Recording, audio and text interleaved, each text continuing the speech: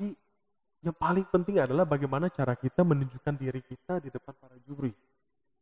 Branding kita seperti apa? Juri itu ingin melihat kita tuh seperti apa di situ. Apakah personal branding atau self branding itu cuma dari dalam hati sama pikiran saja? Tidak.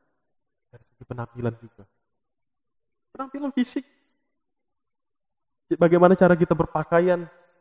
Ini loh contoh, saya pernah ngelihat salah satu, ini mohon maaf ya kalau misalkan ada yang tersinggung atau apa ya. Jadi salah satu peserta di Duta Bahasa kemarin, dia menggunakan sendal saat bertemu juri.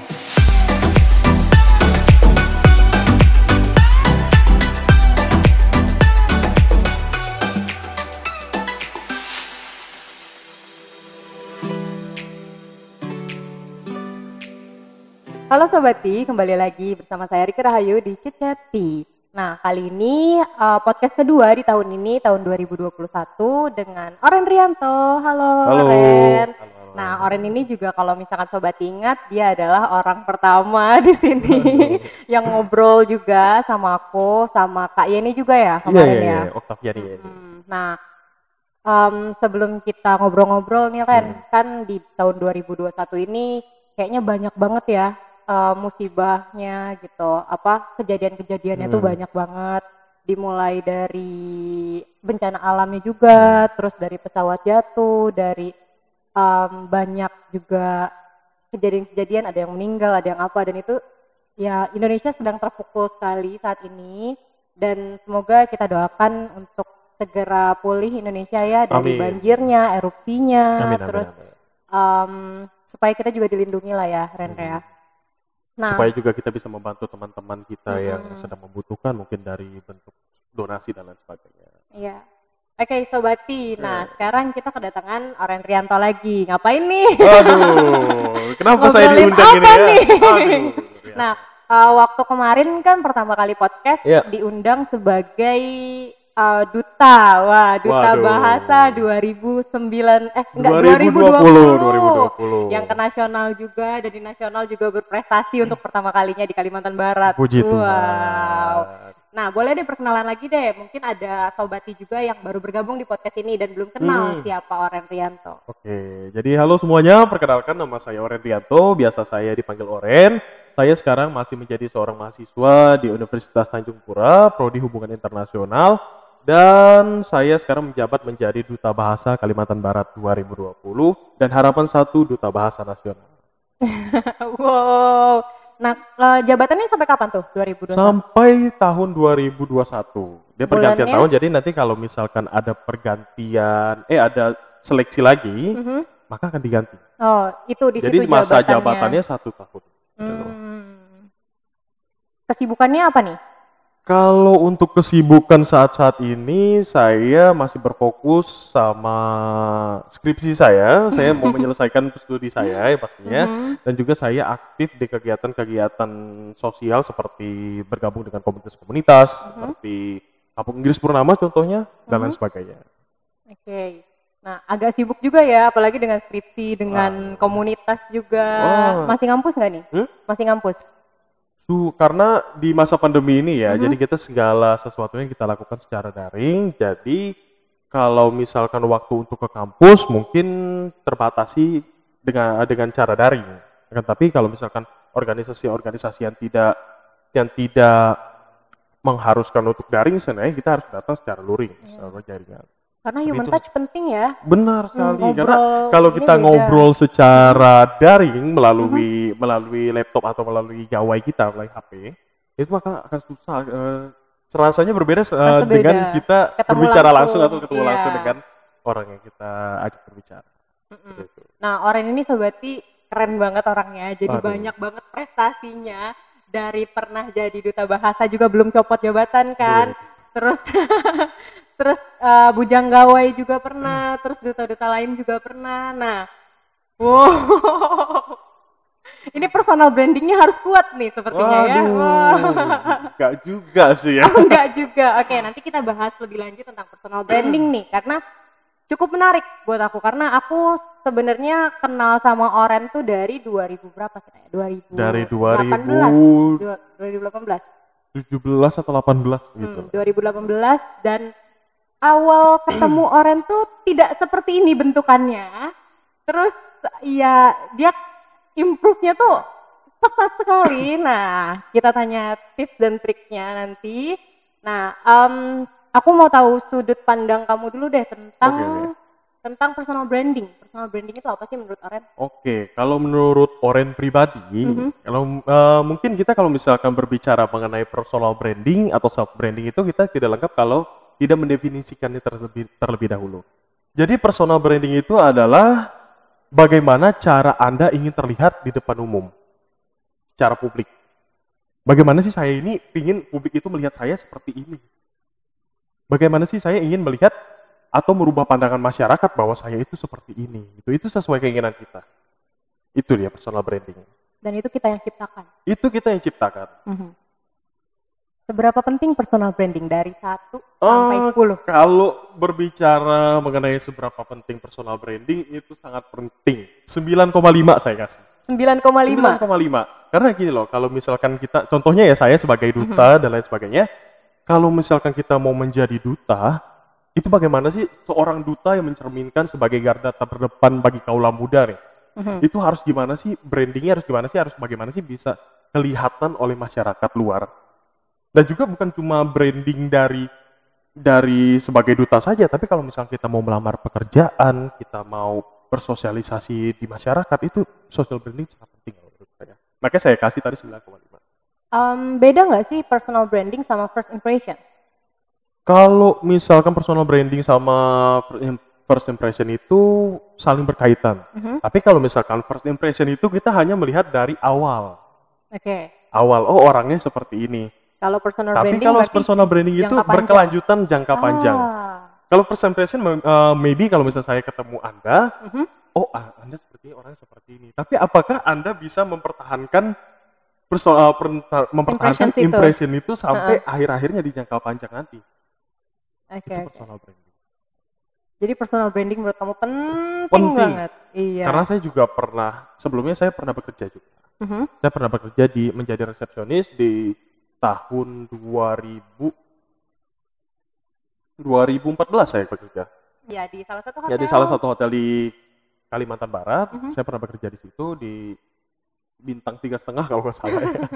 Jadi saya pernah bekerja di situ. Saya pada saat interview di situ kita menunjukkan diri kita yang sebenarnya. Bagaimana sih mereka melihat kalau misalkan saya di interview saya ketawa-tawa, saya duduknya begini, apakah saya akan diterima bekerja di tempat tersebut? Tidak mungkin.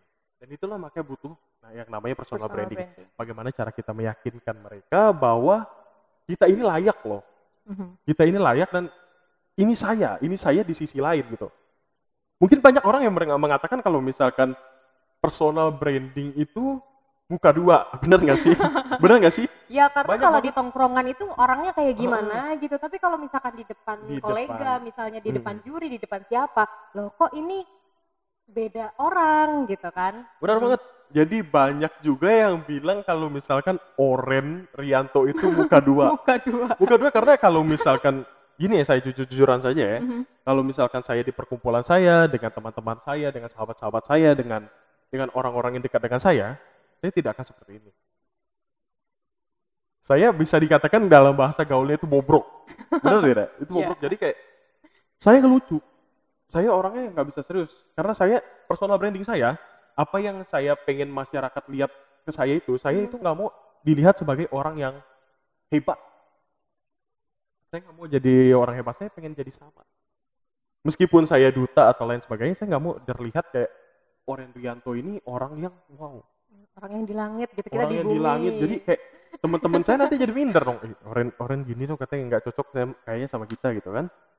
Itulah saya makanya di personal branding saya, yang saya pengen masyarakat melihat saya itu terutama di tongkrongan saya, di tempat-tempat bersama teman-teman saya pengennya terlihat humoris, friendly, humoris, dan juga nggak ninggalin sisi Oren yang lama. Karena kalau misalkan kita bersikap dingin atau formal dengan teman kita, dengan sebaya kita, apakah kita nyaman? Apakah mereka akan nyaman dengan kita? Oke, ini pertanyaan aku nih. Jadi ini menarik nih. Jadi Oren bilang tadi kalau misalkan di tongkrongan, di perkumpulan dengan teman-teman, Oren membuat diri Oren sendiri menjadi sesosok orang yang humoris. Yang super humoris, bukannya ya. Oren mau membumi, mau semuanya rata dan lain sebagainya. Pertanyaan aku adalah personal branding kita yang menciptakan dan ada versi asli dari diri kita. Jadi versi asli Oren yang bobrok tadi atau yang seperti ini? Kalau misalkan berbicara mengenai versi asli, yang formal seperti ini atau yang bobrok, saya jawab dua-duanya. Karena itu apa yang saya inginkan. Jadi personal branding itu tentang apa yang kita pikirkan, apa yang ada di dalam hati kita, dan apa yang kita inginkan supaya orang-orang itu memandang kita seperti itu. Saya tidak palsu, saya bersikap formal segini, saya tidak palsu, tapi saya suka. Kalau misalkan saya berbicara dengan orang-orang yang formal, saya berbicara dengan melalui interview dan lain sebagainya, saya suka bersikap formal seperti ini. Tapi kalau misalkan saya dengan teman-teman saya, apakah saya akan bersikap formal? Seperti itu. Jadi kalau misalkan dalam perspektif saya, self-branding atau personal branding itu adalah bagaimana cara kita melihat audiens kita. Tidak mungkin juga kalau misalkan saya dengan orang-orang tua yang bersikap formal dan lain sebagainya, saya bobrok gitu. Yang ada saya dicap sebagai orang yang tidak sopan, benar tidak? Yeah. Tapi kalau misalkan saya, kembali lagi, kalau misalnya saya formal di tongkrongan saya, apakah saya akan disukai sama tongkrongan saya? Apakah teman-teman saya akan tetap menjadi teman saya atau menjauh dari saya? Seperti itu. Ya, jadi kita menciptakan sesuai dengan kondisi. Benar banget. Oke, kalau misalkan yang Oren rasain sendiri nih, aku mau tanya dulu, Oren dari kapan ikut pageant, duta-dutaan gitu? Kalau misalkan ikut duta-dutaan pageant itu saya mulai itu tahun 2019. Baru sebenarnya baru. 2019. Jadi saya itu tipe orang yang datang ke kampus, ngerjain tugas, balik, tapi saya saya bukan tipe orang yang suka ada di rumah gitu. Jadi saya kalau misalnya ada di rumah itu cepat bosen. Jadi dari 2019 saya tepatnya dari 2016. Dari 2016 saya kuliah, saya mengikuti berbagai organisasi, balik, dan akhirnya pada tahun 2019, ini saya buka sedikit ya, saya waktu itu ikut pertama kali dalam hidup saya itu ikut perlombaan tahun 2019. Ada orang yang menyebarkan brosur, teman saya juga. Pembukaan Bujang Dara Gawai Kalimantan Barat 2019. Wah, menarik nih, apalagi kan lagi mengisi kekosongan juga. Ya mengapa tidak saya mencoba hal yang baru. Ikut, sekali masuk di tempat karantina, minder. Jujur minder. Karena saya lihat di situ, mohon maaf bukannya body shaming atau gimana, saya gendut. Saya di situ masih ingat saya 103 kilo kemarin. 103 kilo, saya ngelihat masuk di tempat tersebut, orang-orang atau peserta-peserta lain itu ngeliatin saya.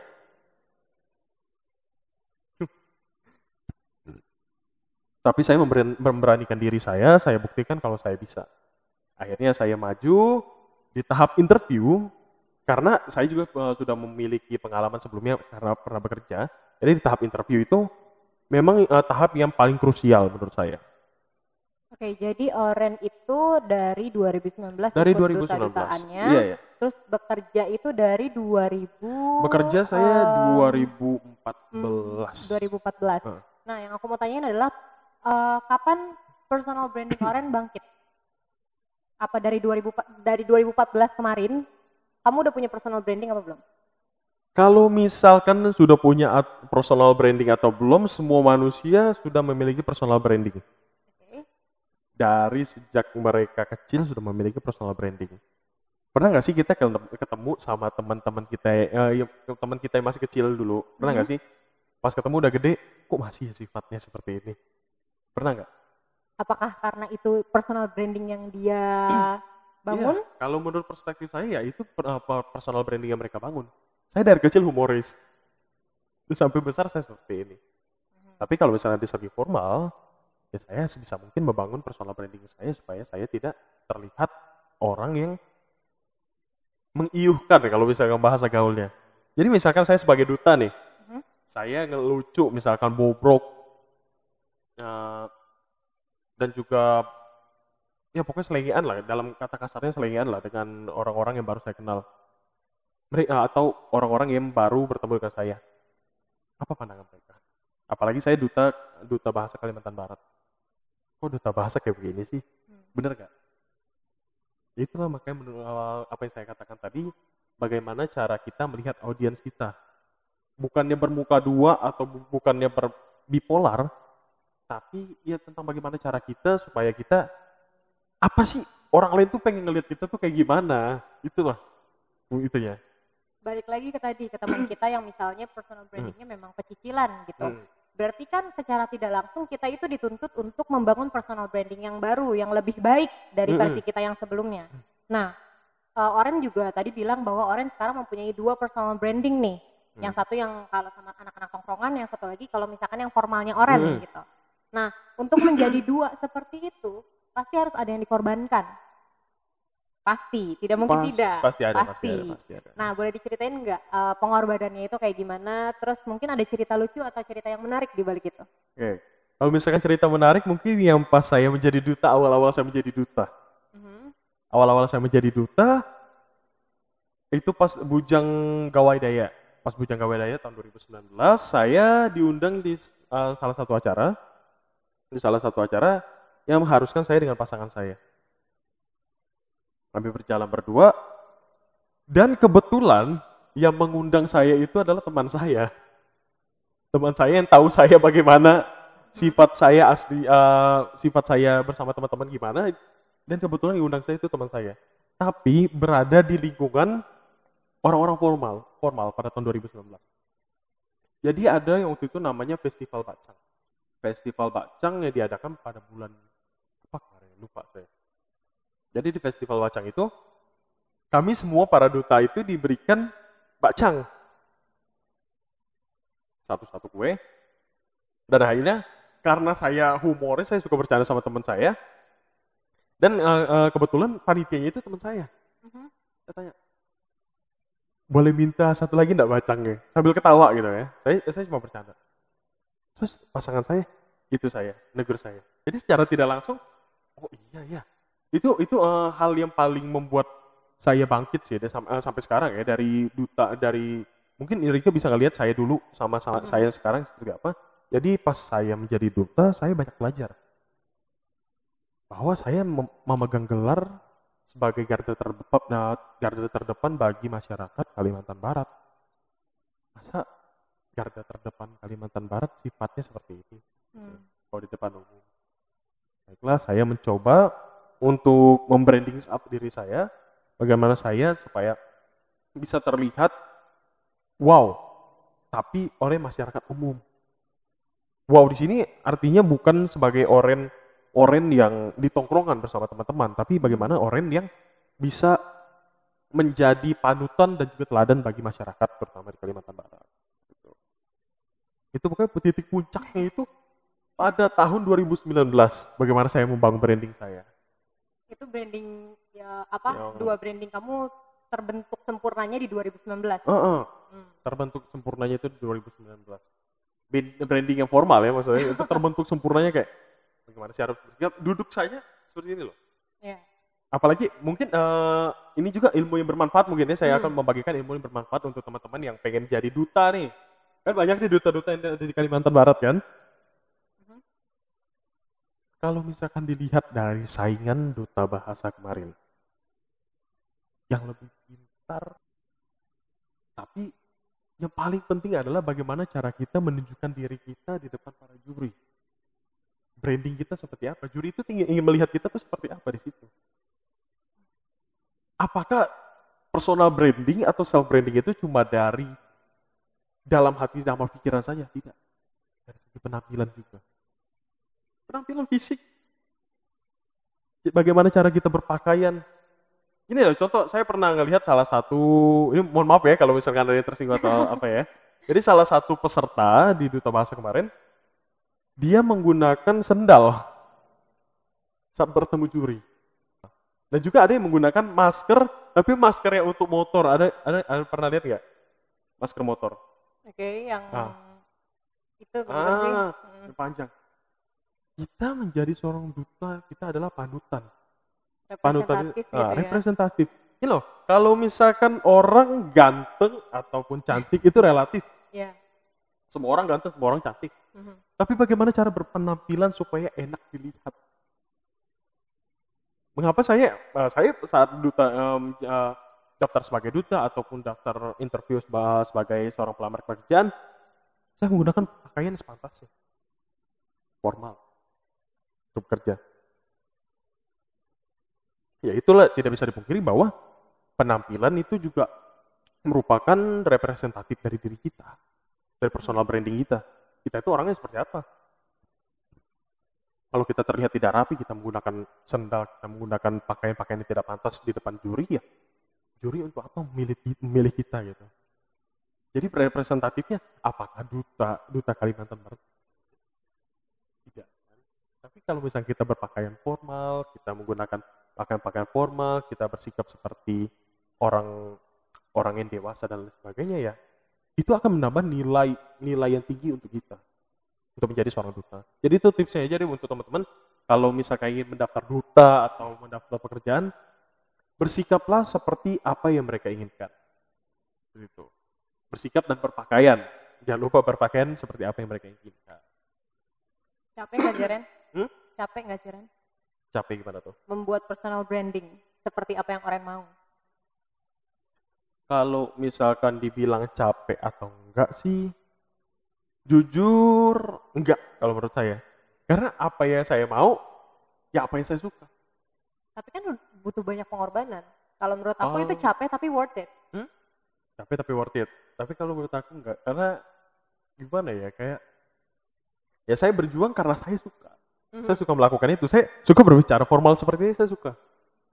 Dengan tongkrongan saya bobrok, saya suka. Tapi ngomong makanya kalau misalkan saya berbicara dengan orang-orang penting, dengan gubernur, wali kota, apa, saya berbicara dengan bahasa formal, saya suka. Saya bersikap formal, saya suka. Itulah saya banyak belajar gara-gara saya ikut duta. Saya suka, jadi kayak, ya kalau misalkan sudah dekat sekali, kalau misalnya udah jadi sahabat, udah jadi teman dekat, ya kenapa saya harus menjadi formal? Oke. Ini last questions deh. Jadi kan tadi kita udah ngomongin tentang self branding, terus kita juga udah ngomongin seberapa pentingnya ini, dan orang bilang 9,5 ini penting banget gitu. Mungkin sobat di rumah itu banyak yang belum terbangun personal branding yang versi better dari diri dia sendiri. Nah, untuk penutupan podcast kita, mungkin orang bisa bagikan ke sobat di rumah gimana caranya membangun personal branding yang versi yang lebih baik dari yang dia sebelumnya. Kalau misalkan kita membangun personal branding itu, kita di zaman yang era serba milenial seperti ini ya, seperti 4.0, serba hampir 4.0, hampir semuanya 5.0. menggunakan gadget dan lain sebagainya. Kita gunakan sosial media. Pernah nggak sih ngelihat gini loh, kayak misalkan Instagramnya si Chef Juna misalkan. Oke. Jadi misalkan nih, Rika melihat Chef Juna itu sebagai apa? Sebagai juri MasterChef, I don't know for sure ya. Juri MasterChef. Oke. Berarti kontennya apa? Dia memasak. Masak, makan makanan ya. Makanan. Berarti Rika secara tidak langsung sudah melihat personal branding dia. Dia adalah seorang chef. Pernah tahu YouTuber yang namanya Nancy Judge? Ya. Ya. Jadi kontennya apa itu, Rika? Kontennya dia kayak apa ya? Memaparkan analisisnya dia. Yang rata-rata berbau horor kan? Ya. Rata-rata berbau horor. Jadi pandangan masyarakat yang melekat sama dia, sama Nancy Judge, ya dia suka horor. Jadi orang-orang yang suka horor pasti subscribe dia dong. Oke. Itu sudah termasuk self branding, personal branding. Jadi kalau misalkan ditanya tentang bagaimana sih caranya, personal branding aku nih apa sih? Gitu. Kalau bisa bahasa Pontianaknya, apa ya personal branding aku nih ya? Sebenarnya personal branding itu udah terbangun. Ada cara meningkatkannya itu adalah tergantung kemauan kita sendiri. apalagi kita sudah yang seperti saya sebutkan tadi, kita sudah mempunyai banyak aplikasi seperti Facebook, Twitter dan lain sebagainya yang memaparkan tentang diri kita yang sebenarnya. Contohnya salah satu teman saya, dia content creator. Dia suka segala jenis berbasis web. Jadi mengunggah dan juga membuat suatu konten yang berbasis hobi dia, keahlian dia.